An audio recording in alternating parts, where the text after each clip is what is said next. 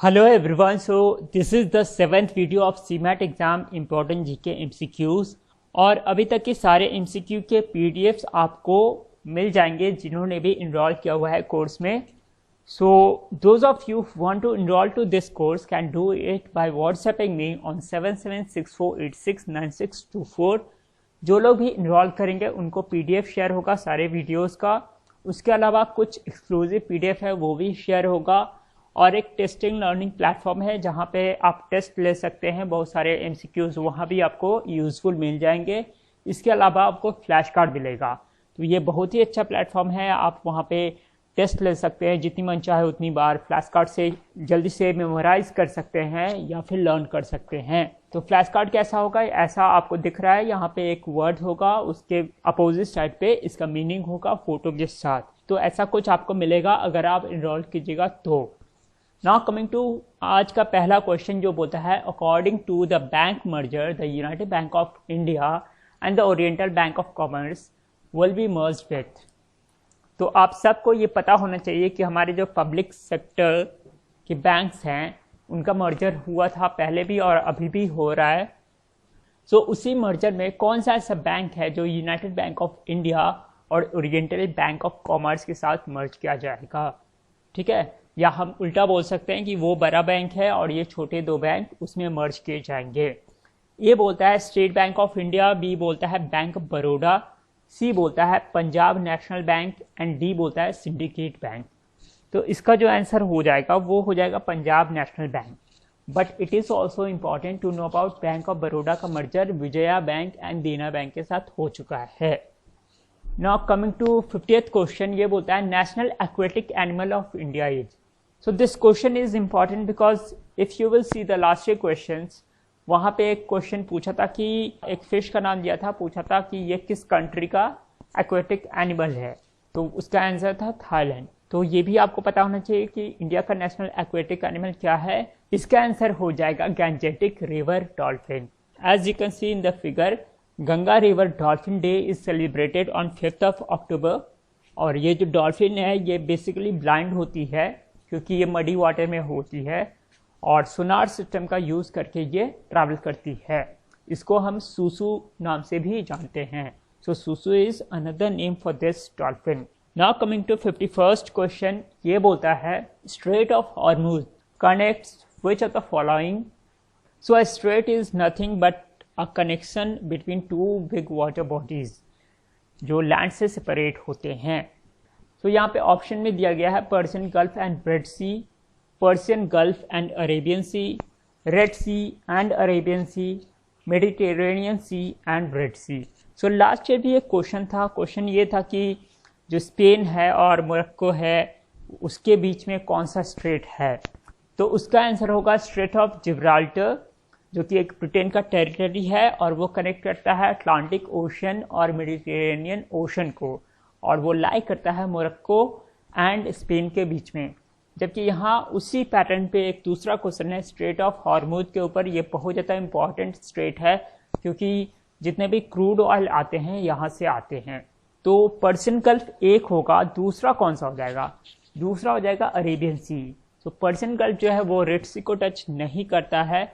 तो Persian gulf कहाँ पे है? यहाँ पे आप चोक पॉइंट देख रहे हैं, इसी को स्ट्रेट ऑफ हॉर्मुज बोलते हैं.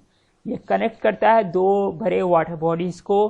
पहला है पर्शियन गल्फ और दूसरा है Arabian Sea. So this will be the answer for this. और एक और बात इंपॉर्टेंट है यहाँ जान लेना कि मेडिटेरेनियन सी और रेड सी में जो कनेक्टिविटी है वो है सुएज कनाल के थ्रू.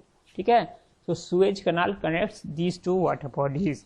अब आते हैं क्वेश्चन नंबर 52 पे. तो लास्ट ईयर जो है एक प्लेटफॉर्म का लेंथ पूछा था जो कि बहुत अटपटा क्वेश्चन है. कोई प्लेटफॉर्म का लेंथ क्यों याद करेगा. और जो ऑप्शंस थे वो भी बहुत ही मतलब सिमिलर से थे.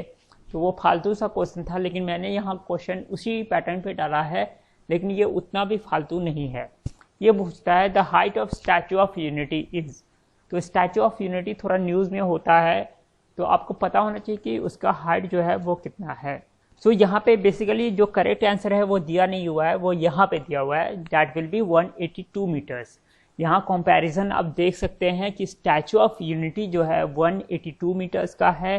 फिर हम बोल सकते हैं कि टॉलेस्ट स्टैचू था वो था स्प्रिंग टेम्पल बुद्धा, जिसका हाइट था 128 मीटर्स, जबकि स्टैचू ऑफ लिबर्टी का हाइट बस 93 मीटर्स है और उसमें भी उसका पेडेस्टल का हाइट बहुत ज़्यादा है। So this is quite important, ये शायद हो सकता है आपसे पूछ सके, और ये थोड़ा लॉजिकल क्वेश्चन है जो आपको याद होना चाहिए। अब जो है 53rd क्वेश्चन है, ये पूछता है when a ball is throne upward, तो इसमें से चारों में से क्या होता है। किसी बॉल को जब आप ऊपर फेंकते हैं तो एक पॉइंट ऐसा आता है जब बॉल का क्या ज़ीरो हो जाता है।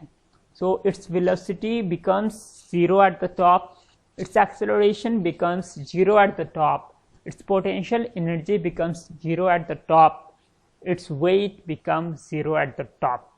मतलब कि ऊपर में जाने के बाद जहाँ पे वो रुकता है वहाँ क्या ज़ीरो हो जाता है। तो अगर उसका देखेंगे तो ज़्यादा कंफ्यूज नहीं करना है, हम सबको पता है कि उसका वेलोसिटी 0 हो जाता है, तभी वो वापस मुड़ के आता है। वहाँ पे 1 सेकेंड के लिए, मतलब एक छोटे से टाइम पीरियड के लिए वो रुक सा जाता है और देन वो नीचे आता है। तो इट्स वेलोसिटी बिकम्स 0। जबकि बी जो बोलता है इट्स एक्सेलरेशन बिकम्स 0, वो तो इनकरेक्ट होगा, क्योंकि हमको पता है एक्सेलरेशन कितना होता है, g होता है, g का वैल्यू होता है 9.8, यानी कि जो एक्सेलरेशन का वैल्यू होता है वो कांस्टेंट होता है थ्रू आउट। उसका पोटेंशियल एनर्जी वहाँ पे मैक्सिमम हो जाता है, ज़ीरो नहीं होता है, पोटेंशियल एनर्जी मैक्सिमम हो जाता है, जबकि काइनेटिक एनर्जी 0 हो जाता है। और वेट जो होता है वो mg होता है, जैसे मैंने पहले बता दिया कि g का वैल्यू 9.8 ही रहता है, तो वेट भी 0 नहीं होगा।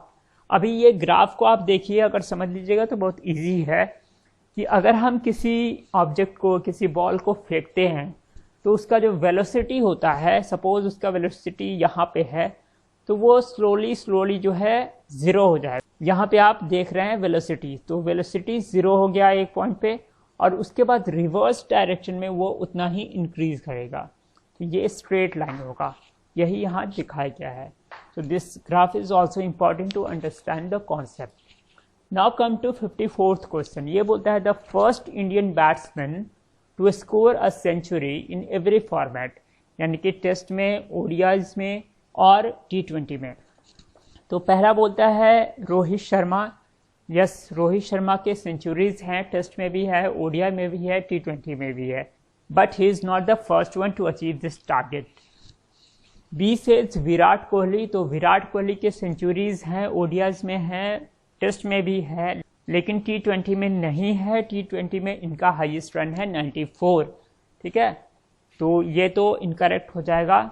उसके बाद केएल राहुल जो है, उनका भी सेंचुरी तीनों फॉर्मेट में है, but he is also not the first Indian.